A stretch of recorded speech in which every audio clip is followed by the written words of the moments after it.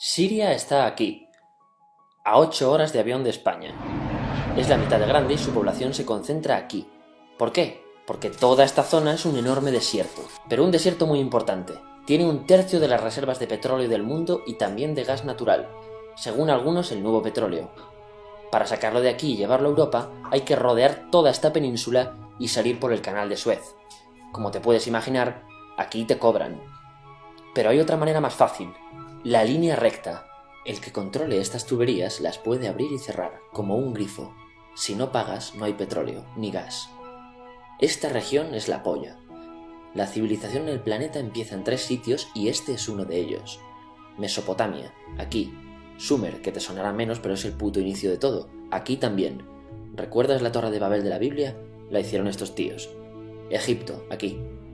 Siempre ha sido un punto de contacto entre Oriente y Occidente, dando a Asia salida al Mediterráneo.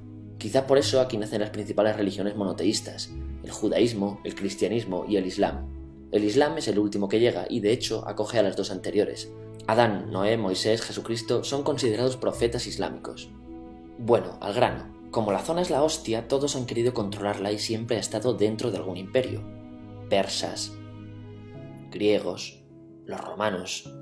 El imperio romano termina partiéndose en dos, y finalmente solo sobrevive esto. Ahora es cuando la última religión monoteísta, el Islam, construye su propio imperio. ¿Te acuerdas de las cruzadas? Bueno, pues son los europeos cristianos intentando recuperar esta zona de la que estamos hablando. Los últimos en llegar son los turcos, que ojo, no vienen de Turquía, sino de a tomar por culo en Asia, junto con Gengis Khan. Lo conquistan todo y fundan el Imperio Otomano. El Imperio Otomano se queda ahí hasta la Primera Guerra Mundial, 600 años.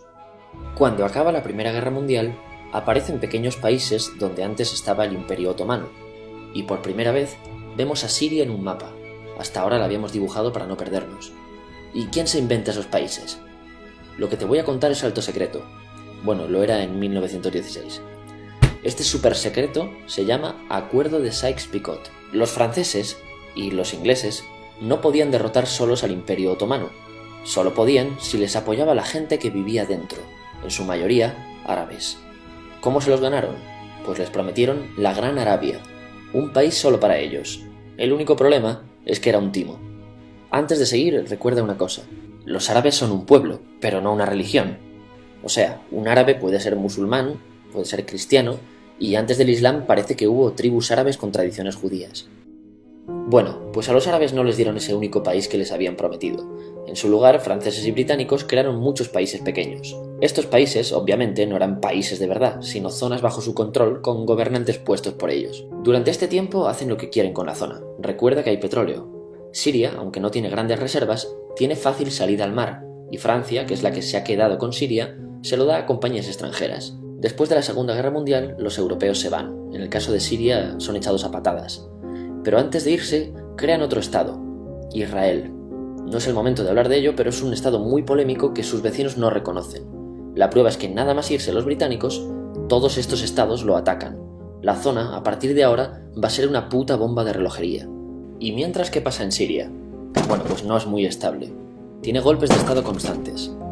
En esa época aparece en Siria una ideología que se hace con el control y se expande por el mundo árabe, el Ba'ath. Esta ideología mezcla el antiguo sueño de una sola nación árabe con ideas socialistas. Y algo muy importante, es laica, o sea que no es religiosa. Siria se llega a unir con Egipto, un país con el que no tiene frontera. Pero no es algo raro, muchos de estos países intentan hacerlo también. Como recordarás, a esta gente se le había prometido un solo país y las ganas las seguían teniendo. Pero la unión falla. En este tiempo Egipto les convence para nacionalizar el petróleo. En Siria, Al-Assad, el padre del Assad de ahora, se convierte en jefe del estado Ba'ath. En Irak, también Ba'ath, comienza a ganar fuerza Saddam Hussein. Las diferencias entre ambos países dividen a los partidos Ba'ath de otros países en pro-Siria o pro-Irak. Ahora ocurre la Guerra Fría. El mundo se divide en dos, o eres de Estados Unidos o de la Unión Soviética. Son años muy movidos en los que se pegan constantemente con Israel, invaden su vecino Líbano y comienza una oposición islamista al régimen Ba'ath de Assad, los hermanos musulmanes. Vale, volvamos atrás un momento. Recuerdas que la mayoría de árabes eran musulmanes, ¿verdad? Pues dentro de los musulmanes hay dos ramas fundamentales, los suníes, la mayoría, y los chiíes. En el caso de Siria, a pesar de ser un estado laico, los gobernantes como Assad y jefes militares eran chiíes, los cuales representan menos del 13%. En cambio, casi el 70% de la población es suní. Un dato curioso es que los cristianos son casi el 10%. Que los chiíes controlen el gobierno y el ejército mosquea a la población suní, y este sentimiento es aprovechado por los hermanos musulmanes, islamistas radicales suníes. Estos toman las armas en la ciudad de Hama en contra del gobierno, y Assad acaba con la revuelta a costa de matar miles de civiles y encarcelar a mucha gente. En el año 2000, Assad padre muere y le sucede Assad hijo. Ante las presiones libera a muchos presos, trae internet y esperanzas de cambio. Hay un periodo de gran debate político y aparece la oposición. También vuelven los hermanos musulmanes. Los siguientes años son difíciles, arrestan a la oposición, y Bush incluye Siria en el eje del mal, y esto la aísla. Está mal visto negociar con Siria. Los kurdos, un pueblo que vive distribuido por varios países de la zona, empiezan a protestar también. Hay represión y muertos. En 2011, te sonará esto, ocurre la Primavera Árabe. ¿Qué es esto? Bueno, es una protesta que se va propagando por todos los países árabes pidiendo más democracia. Como ves, el mundo árabe, a pesar de estar dividido en países, tiene tendencias generales. Cuando llega a Siria, Assad hijo termina usando el ejército y en los enfrentamientos mueren unas 1000 personas. Los enfrentamientos irán escalando hasta que se conviertan en guerra civil. No hay un momento exacto de inicio. Lo importante es que hoy en día hay numerosas facciones en juego. Vamos a verlas. Pero primero piensa en que todo está dividido entre chiíes, la minoría, y suníes, la mayoría. Chiíes y además laicos, o sea no religiosos, son el gobierno de Al-Assad. Controla todo esto, que si recuerdas son básicamente las zonas chiíes del país. El gobierno de Assad está enfrentado al resto. También mayoritariamente laico, pero suní, es el Ejército Libre de Siria o FSA en inglés. Junto con el Frente Islámico, que es religioso, y otros 70 y pico grupos más, forman una coalición que la prensa llama simplemente la oposición.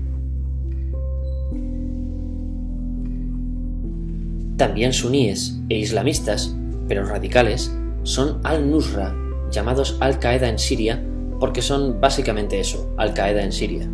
Otros islamistas radicales son el ISIS o Estado Islámico. Salen de Al-Qaeda en Irak, controlan la mayor parte de Siria e Irak y se han hecho famosos por sus atrocidades. Su objetivo teórico impacta a muchos. Es un Estado Islámico a lo largo de Asia, África y Levante, aunque a ti ya te suena, ¿verdad? En naranja tenemos al pueblo kurdo, que recordarás porque el presidente Al-Assad lo reprimió, al igual que gobiernos de países próximos también hacen. Ahora controlan militarmente esta zona. Antes de terminar, repasemos los apoyos internacionales a fecha de octubre de 2015. Las fuerzas de Al-Assad son apoyadas por Rusia, que ya tenía base militar en el país antes del conflicto, por Irán y por China. Todos son países de lo que Europa llama Oriente. En contra de Assad, apoyando a la llamada oposición, luchan Estados Unidos, Turquía, Francia, Gran Bretaña y Arabia Saudí. Podemos terminar con algunas conclusiones. Te advierto que esto ya es pura opinión. Si recapitulamos, vemos que la región es estratégica. Por su situación privilegiada, todos la quieren. Siria siempre ha estado bajo el paraguas de grandes imperios. Piensa que hace 100 años la actual Francia era Francia, Gran Bretaña era Gran Bretaña, pero es que hace 200 también, y hace 300 también, y hace 400 también. En cambio, Siria solo es Siria desde hace menos de 100 años, y solo se gobierna a sí misma desde hace poco más de 50. Además, jamás decidieron sus fronteras, se las impusieron. Europa divide Oriente Medio a su antojo para controlarlo, diseñando países sin tener en cuenta su población. Muchos historiadores dicen que todo pueblo tiene la necesidad de manejar su propio destino, pero estos ingredientes que hemos visto juegan en contra de proyectos como la Siria Ba'ath, que encima usa la represión para mantenerse. En última instancia, producen una guerra civil. En este contexto no es extraño que aparezcan actores que se alimenten de la desesperación, el sentimiento suní de opresión y la visión de Occidente como invasor.